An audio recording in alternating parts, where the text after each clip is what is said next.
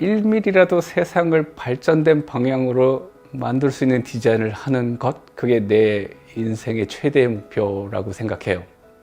내가 디자인한 것 때문에 세상이 1mm라도 좋아졌다면 난 이 세상에서 디자인을 한 그 자신감을 가질 수 있고 뭐 죽을 수 있겠다라는 생각이 들거든요. 저는 이나래라고 하고요. 야후 재팬에서 디자인 매니저로 일하고 있습니다. 한 10몇 년 전 야후는 거의 지금의 구글과 같은 회사였어요. 되게 선진적이었고요.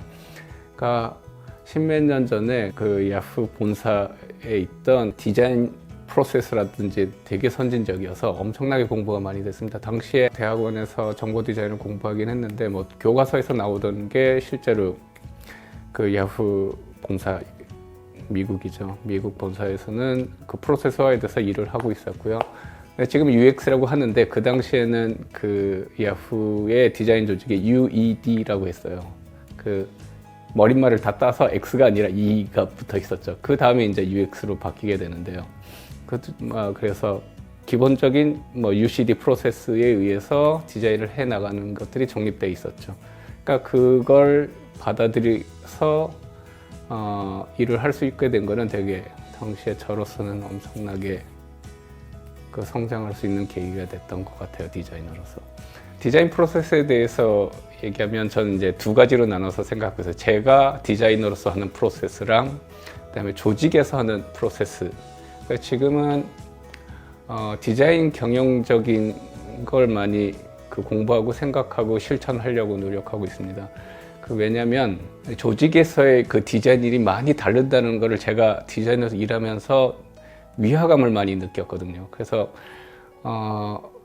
크리에이티브 디렉터를 역임하게 됐었는데 크리에이티브 디렉터를 하면서 뭔가 너무 잘 안 되는 거였어요. 어디에서 왔냐라고 생각했을 때 보면 개인으로서의 디자이너가 아니라 이 조직에서 디자인을 어떻게 다뤄야 될지를 제가 모르고 있었다라는 걸 알게 됐어요. 그래서 지금은 그러니까 디자인을 어떻게 프로세스 위에서 디자인을 하고 관리하고 만들어내고 운영할 것인지, 그 조직을 어떻게 또 관리할 것인지에 대한 것들을 많이 생각해요. 휴먼 센터디드 프로세스라고 그러죠. 그런 기본적인 것과 그다음에 요즘 저는 이제 IT 쪽에 서비스를 하기 때문에 디지털 관련해서 이제 디지털 개발은 에이지 스프린트 같은 걸 많이 하고 있거든요. 그래서 디자인도 이제 스프린트형 그 프로세스로 많이 변화가고 있습니다. 그래서 그 스프린트형 그 디자인 프로세스 안에서 어떻게 그 혁신과 디자인성이라고 해야 되나요? 그걸 유지할 수 있지 고민하고 이제 배치하고 운영하는 거죠. 그리고 나로서의 디자인, 그러니까 내가 갖고 있는 디자인 프로세스는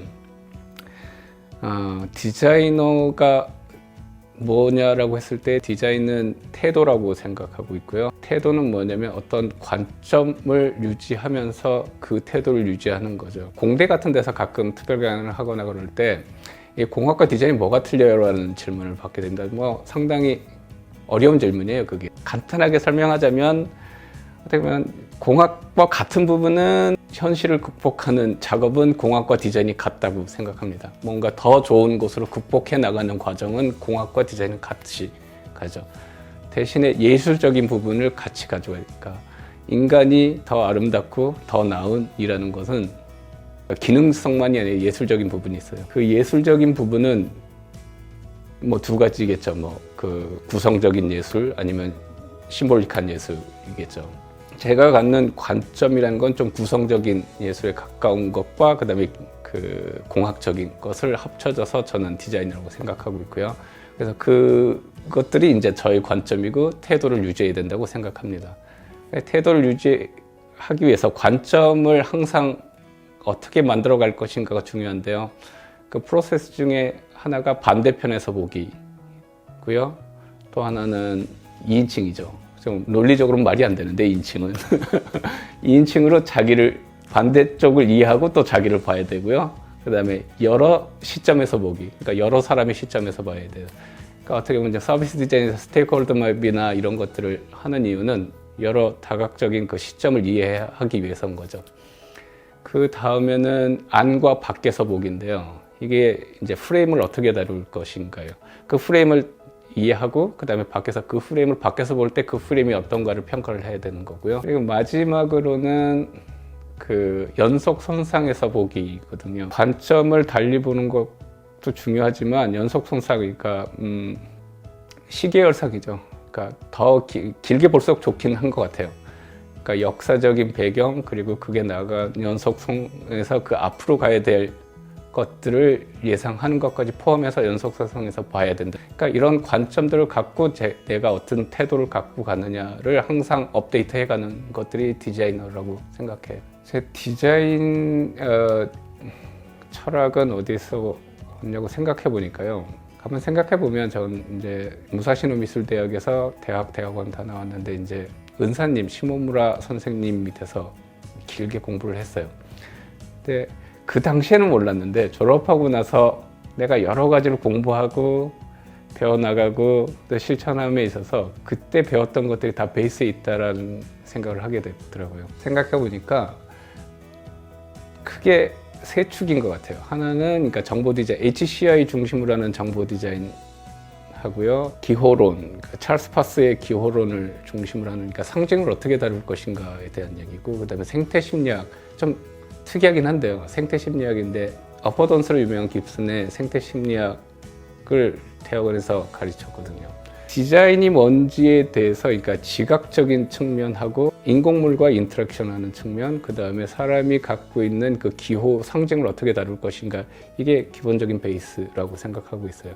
그러니까 저는 디자인을 할 때, 그러니까 비즈니스 상에서 할 때는 물론 이제 시스템을 다루기 때문에 이 HCI적인 측면은 당연히 디자인적으로 도움이 많이 되고요. 그 다음에 사람을 상대로 하기 때문에 이 상징을 어떻게 다룰 것인가 당연히 비즈니스 사이드의 사람들보다는 좀 더 뛰어날 수 있죠. 그 다음에 생태적인 측면, 이게 재밌는 거긴 한데요. 그러니까 지각이죠. 지각과 인지와 인지 심리도 있지만 좀 더 지각에 가까운 부분들을 많이 훈련받은 것 같아요.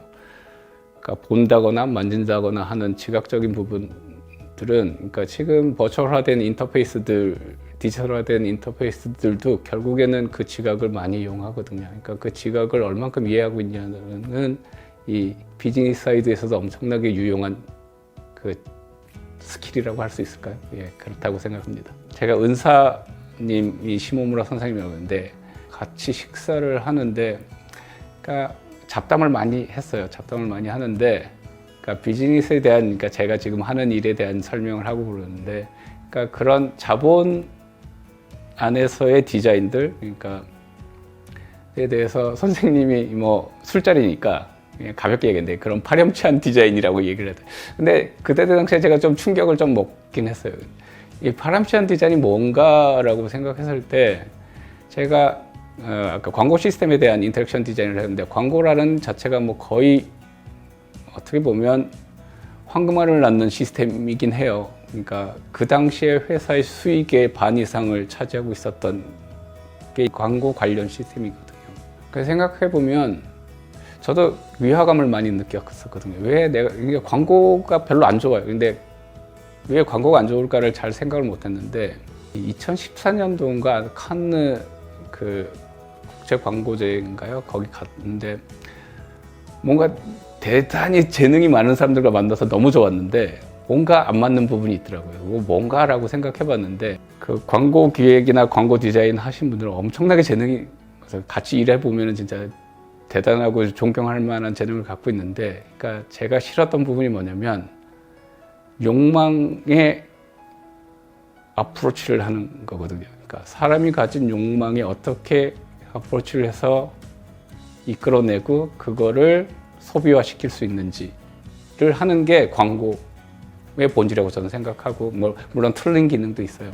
사람이 요구를 한다는 거 안에는 필요한 부분 이상의 부분이 담겨 있어요. 그러니까 니즈라고 얘기하는 것과 요구, 그러니까 디맨드와 니즈가 있을 때 니즈를 빼면 남는 게 욕망이거든요. 가장 자극하기 쉬운 게 욕망이긴 한데요. 근데 디자인의 역사를 쭉 보면 욕망에 대해서 계속 해왔던 게 아니에요. 그러니까 바우하우스부터 쭉 해왔던 거는, 그러니까 사회적으로 더 나은 방향 가기 위해서, 그러니까 우리가 테크놀로지를 손에 넣었는데 이 세상이 더 나은 방향으로 갈 수 있다라는 비전을 제시한 것들인 거죠. 니즈를 중심으로 해서 사회를 발전시켜 나가려고 했지만, 그러니까 90년대 중반 이때부터인가요? 그러니까 소비 중심적인 비즈니스가 원활하게 되고 거기에 디자이너들이 들어가서 더 폭발적으로 가치를 생산해내고 그러면서 점점 욕망 중심적인 디자인이 돼 갔던 것 같아요. 그래서 저는 그러니까 욕망을 뺀 필요한 것들을 세상에 남긴다라는 게 세상을 좋게 만든다고 생각하기 때문에 욕망이 아닌 그러니까 니즈에 좀 집착을 하려고 해요.